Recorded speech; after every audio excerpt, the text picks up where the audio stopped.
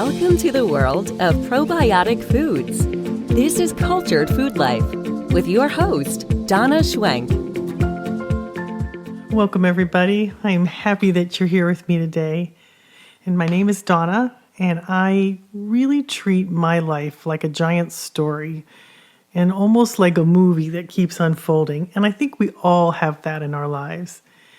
And all of us have trials and struggles. And those struggles have oftentimes brought me to my knees. And I have really discovered something miraculous that they wound up being the best things that ever happened to me. But when you're standing in the middle of the storm, sometimes all that I could do was to hang on and pray for guidance and something that would help me find my way. And that is exactly what happened to me many years ago when I first found Cultured Foods. And I believe it was 2001 that I found them. And I was looking for answers for myself and for the ailments that were plaguing my family. And I was wandering around a health food store looking for answers in the supplement section. And then I decided to go down the book section. And I pulled 2 books off of a shelf and I sat down to read them. And one of those books opened to a page entitled Kefir. I didn't know what that was. I'd never heard of it. So I started to read about this ancient food that's been around for centuries. It's so old. And I picked up that other book and I put it on my lap and it kind of fell open to a page. And right there, I saw the words on that page of that book, the second book, and it said Kefir. And I jumped when I saw those words on the page. And I looked at the other book and I looked at this book. And then right at that moment, a store employee who was walking by me saw me reading those books, stopped, turned around, stood in front of me and said, "That's the most important book you will ever read. You should really pay attention." And then he just walked away. Well, chills ran over my whole body. And I bought both of those books, which, by the way, the names of those books was Donna Gates' Bodycology Diet, and the other one was Nourishing Traditions by Sally Fallon. I bought them both, and then I went and found this drink they called Kefir, and I brought all 3 things home with me. I had a little daughter that was like 10 months old at the time, and I had 2 older kids that were 14 and 16. And my youngest daughter was struggling. She was only a baby. And I started giving her kefir in every bottle that she had of milk. And I saw her get better very quickly drinking kefir. In only 3 weeks, I saw a huge improvement in everything about her. She started sleeping. She stopped getting sick. The color came back in her cheeks. She started gaining weight. And she was a preemie, so gaining weight was very difficult for her. And everything turned around, and I just saw her thriving. And so I started to drink it myself, and I would stay up late at night when I was feeding her because we fed her a lot because she was so little, and we were trying to help her gain weight. And the wee hours of the morning when I would be feeding her, because I fed her around the clock, I started researching this drink and all it could do. Because not only had it changed my daughter, it had changed me. I had diabetes, high blood pressure. I was emotionally depressed. I was struggling to just get through the day, and everything changed for me in about a month. And it was miraculous to me that something that was just a food could do so many things for me. And my blood sugars had normalized and my blood pressure had gone down. And I felt so wonderful. I wanted to know what this drink was. What had it done to me and my daughter? And I started researching it. And there wasn't a lot of research on it at the time, but there was a little bit. And I gobbled it up and just kept looking for more. But little did I know that this special drink called kefir would become the best friend I'd ever had and constant companion. And that I would become its voice for the billions of healthy, life-giving microbes that it contained within it. And what a difference it has made in my life. And I didn't know that the struggles that I had been facing and the heartache and the trials that I had been going through would lead me to find the strength that would ultimately changed not only my life, but thousands of others. And I'm so grateful today for that struggle, even though at the time it was not fun. And I felt so desperate. I was so hungry to find the answers for my health problems. And I love that quote by Rumi that says, "What you seek is seeking you." And I swear, I think Kefir found me. I think it dropped into my lap. It was the answer to my prayers. And it gave me my life back and my family's life back. And what a difference it has made. And it's such a wonderful story behind kefir. It has a long history. And this ancient food is always there for us to help us. And it helped me on my journey of life. And there is guidance inside of all of these things that we seek in our lives. There's so much around us that's trying to get our attention. It's trying to help us. And often we miss it because even though we're seeking answers, we're so caught up in the struggle and in the pain of it all that we can't see the answers that are in front of us. And I'm so thankful that my prayers were answered. Those books opened to those 2 pages on kefir. It made me pay attention. It felt like a sign to me. It felt, when that store employee stood in front of me, I knew something was trying to get my attention. And here's the thing. I was so desperate for answers. And it was almost like the answers matched my intensity of desire. It came to me in a kind of a miraculous way. And it made all the difference for me. And you and I and our bodies are such masterpieces made with precision and grace. And each of us is made with trillions of bacteria that compose more of our body than anything else. They have more bacteria in our body than cells in our body. And all around us is bacteria, and it's the most dominant organism on this planet. And if something loved us so much to create us in this way, then it has become my ever-ending quest to find the rhyme and reason as to why nobody was talking about this.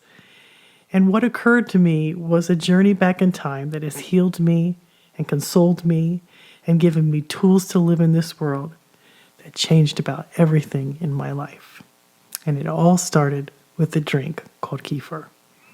One of my favorite things about kefir is the stories and the legends and the history behind it. It has been around for thousands of years, and the stories are many, as are the mystics of this food. And it would actually make a really good documentary. But one of the very first stories that I heard dates back to the time of Abraham, the patriarch Abraham. And it was there in ancient scrolls in Turkey that the patriarch Abraham credits his long life to this fermented drink. There's been other stories that have been passed around. And some of them said, one of those particular stories that I heard that many people thought it was the manna that fell from heaven to feed the children of Israel when they were on their long journey. And they believed that it was actually kefir grains. Now, I don't know if that's true or not, but that's one of the legends or myths as to where these kefir grains came from. And still another story is told in Turkey. And this story is told that it was given to Noah on the ark from an angel to sustain him. And even Marco Polo also mentioned kefir in the chronicles of his travel into the East. But the most documented story about kefir took place in the Caucasus Mountains between the Black Sea and the Caspian Sea. Legend has it that the Prophet Muhammad claims that the gifts were a gift from Allah.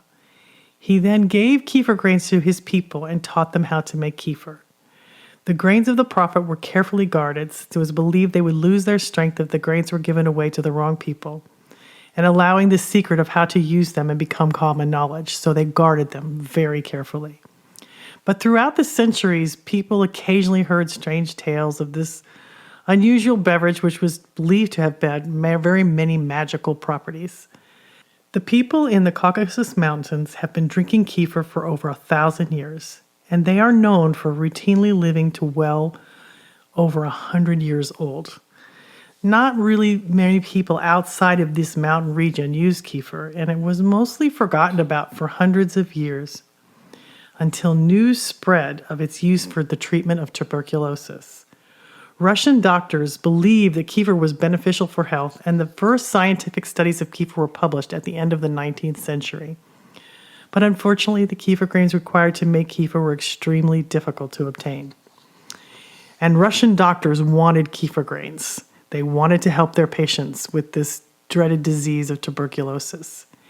So in 1908, a committee of Russian doctors determined to get some of these grains, and they came up with a plan. They contacted Nikolai Blandov, who ran the Moscow dairy and had connections in the mountain regions where they made some of their cheese products. They sent a beautiful employee named Irina Sarkova, and they sent her to the court of the local prince to see if she could entice him to give her some kefir grains. The prince was really taken with her, but had no intentions whatsoever of giving her kefir grains. But instead, he kidnapped her for himself. However, the Tsar Nicholas II was not happy when he discovered the facts of what the prince had done, and ruled that the prince was to give Irina 10 pounds of kefir grains to repay her for the insults she had endured. The precious kefir grains were taken back to the Moscow dairy, and the very first bottles of kefir ever manufactured commercially were offered for sale in Moscow in September 1908. By the 1930s, kefir was made and sold on a very large scale, and the rest is history. In 1973, the Minister of the Food Industry of the Soviet Union sent a letter to 85-year-old Irina Sakova, thanking her for bringing kefir to the Russian people. Here's the really cool part. Scientists cannot duplicate kefir grains. Kefir grains are so unique that scientists can't do anything to manufacture them in any way. And believe me, they have tried. Even though they know exactly what's in these kefir grains, they can't make the real thing. And I love that. I think that's awesome. Scientists have all the abilities and technology in the world to alter molecules. They can make drugs, but they cannot create kefir grains. No matter how hard they've tried, which adds more mystery and intrigue to the origin of kefir grains. They've just been around forever, and nobody knows honestly where they came from. These are just the myths and legends of kefir grains. But they've survived, and they found their way to me. And it has been a thrilling journey for me to have these constant companions that I have every day by making me jars and jars of kefir on my counter in 24 hours with such ease and such efficiency. And how it has changed me has been dramatic, exciting, and it has made all the difference for me. Kefir seems to have been around since time began, but it has really written its own story on my heart and in the lives of my family and friends. And I'd like to believe that kefir came to me just like it has come to many people throughout all of time. And just like the prophets and the patriarchs and the pioneers, I will hopefully carry on kefir's legacy. And the stories I hear on a daily basis are so astounding. It's hard to even comprehend all that it has not only done for me, but for the thousands of people that I have shared it with and helped understand its power and ability.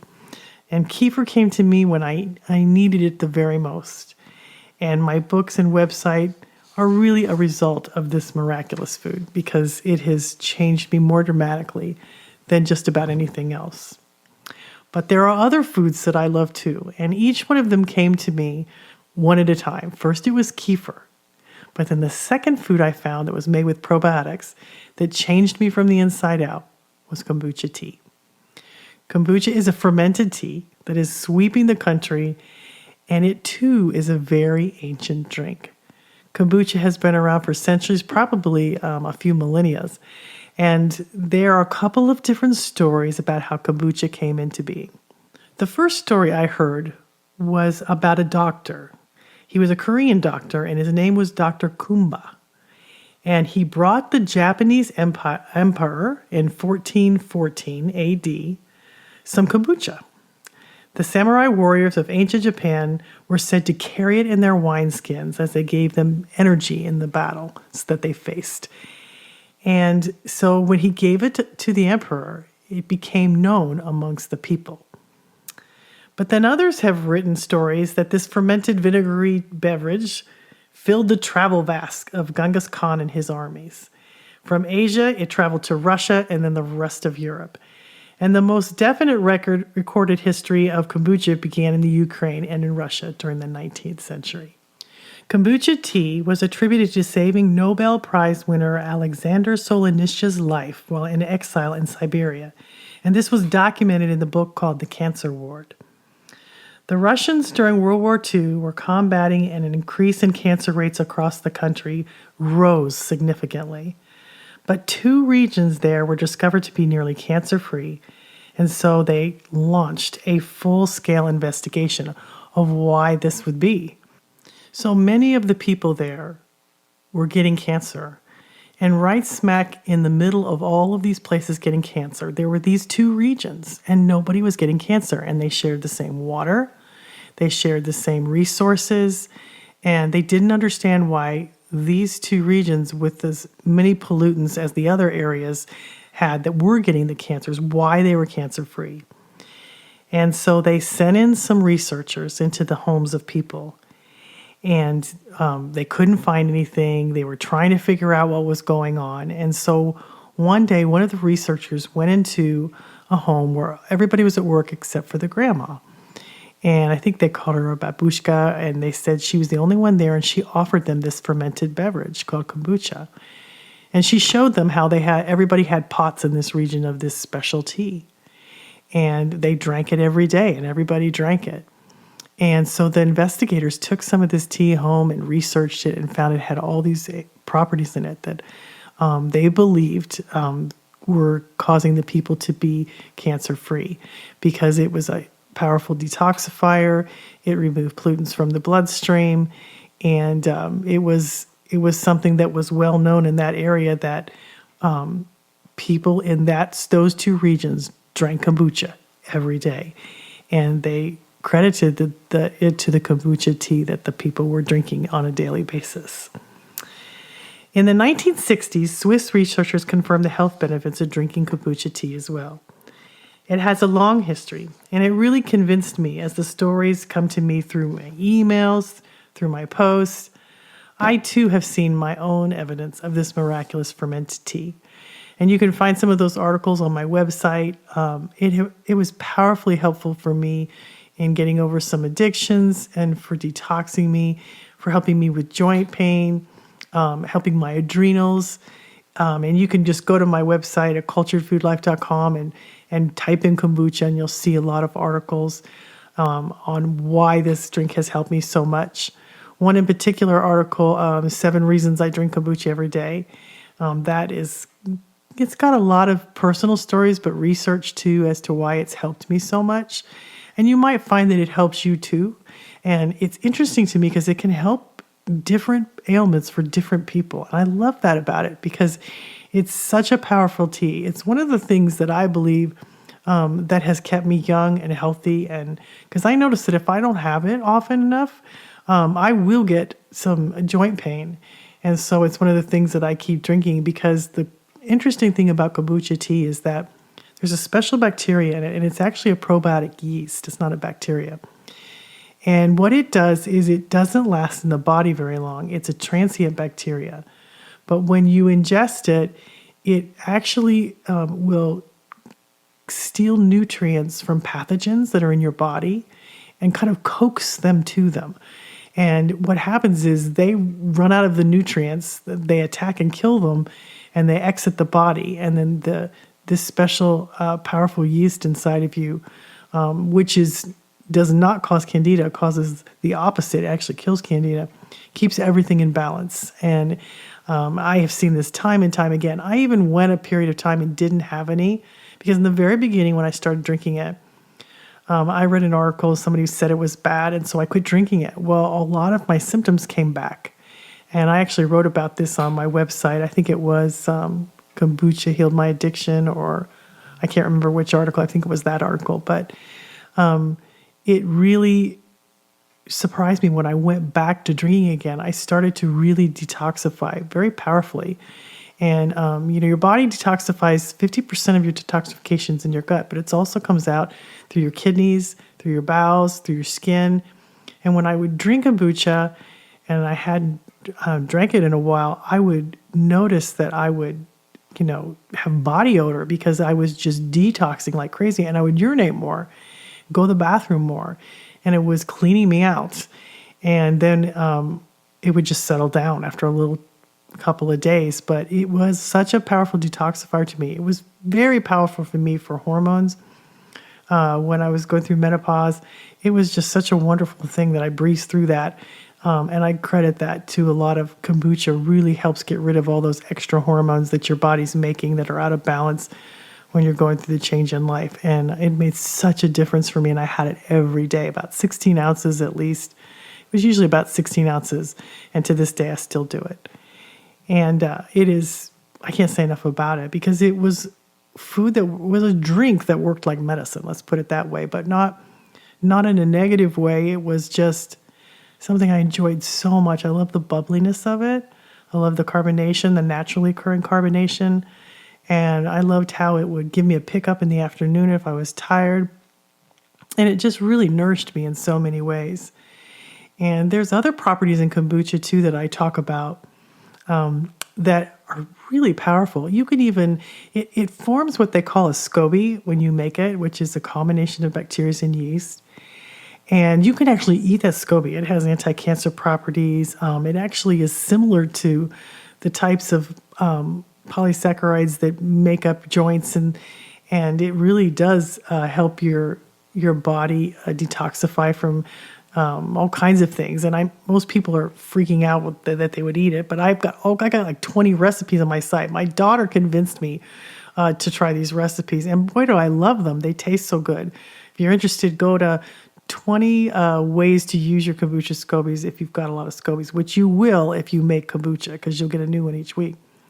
But I've surely enjoyed it. I've made a lot of things with it that surprisingly delicious. It took her a while to convince me to do this, but it's really fun, and it has really helped me in a very powerful way. And so there's more than one way to enjoy your kombucha tea. You can even enjoy the SCOBYs. Okay, so the third food that came to me that perhaps you eat often, but you don't know it, and it is cultured vegetables. And the history starts with a sea captain by the name of Captain Cook. And Captain Cook was one of the first people to make cultured sauerkraut a healing modality. When he took his first vessel and crew on a long voyage in 1768, a violent storm arose. The waves tossed the ship about violently, and many of the crewmen were injured. And to save the men from gangrene, the ship's doctor made poultices of cultured cabbage, like the juice in the cabbage, and applied them to the men's wounds. And lo and behold, they never got the gangrene and their wounds healed. And Cook was the first ship captain to recognize the lack of vitamin C in a sailor's diet. And that's due mostly to the lack of fresh fruit and vegetables, and they called this scurvy. It was a terrible disease that caused over 1 million men who were sailors to die because when they didn't have enough vitamin C, because they would get on these long voyages and they just didn't have access to foods that had vitamin C. And it's killed, I was shocked to find out that it killed I think it was almost over 2 million, or was it 1.6 million sailors died of scurvy. And it was awful. And the way they died was horrible. Their gums would turn black, and their teeth would sprout from their mouth. They would all fall out. They would shrivel up and die. It was terrible. It was a terrible way to die. And it was really Captain Cook who really discovered that he had a doctor that told him that there was some vitamin C, or they didn't even know it was vitamin C, but there was some benefit to having cultured sauerkraut, that he thought it worked as well as the oranges and the lemons that men took to keep from getting scurvy. And he told Captain Cook about it. So Captain Cook kind of devised a plan that he was going to take 7,860 pounds of sauerkraut, to be exact, on this ship that he was taking across the world. And he thought, I'm going to put this on board. And now the men are probably not going to want to eat it because they mostly liked their beef and bread and beans is what mostly the sailors ate.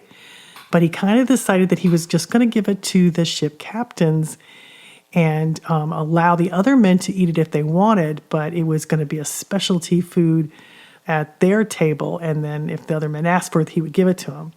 And lo and behold, it worked. All the men wanted this special cabbage.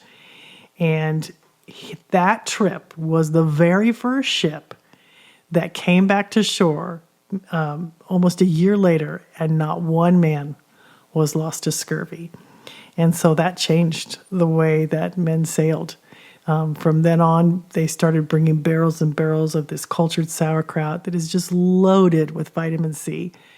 And it just changed everything for the way that people sailed and the health of the sailors, which was a really devastating thing because they would lose so much of their crew on these long, drawn-out voyages. And it's interesting because 1 cup of cabbage, if you just test it, has about 60 milligrams of vitamin C. But when you ferment it, it has almost 700 milligrams of vitamin C in that same cup. And so that was what prevented all the shipmates from dying of scurvy, was the huge amount of vitamin C. And it's wonderful. The process of fermentation increases vitamins, not only C vitamins, but B. And this is good news for you too, because we all need a lot of vitamin C and we need vitamin B on a regular basis. And fermented cabbage is a fantastic way to get it. Our immune system is just, it's like a little hungry critter, and it will gobble up vitamin C and then it cries for more.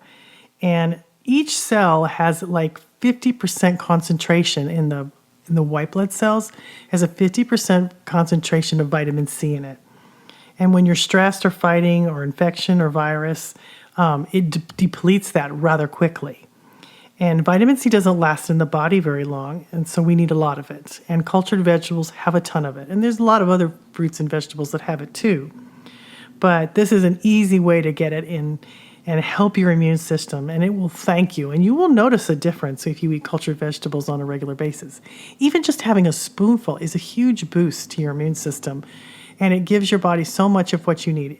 You know, I can't tell you how many times that when I had seasonal allergies and I would be struggling with them, I would go in and swig the juice of my cultured vegetables, and it would instantly get rid of it.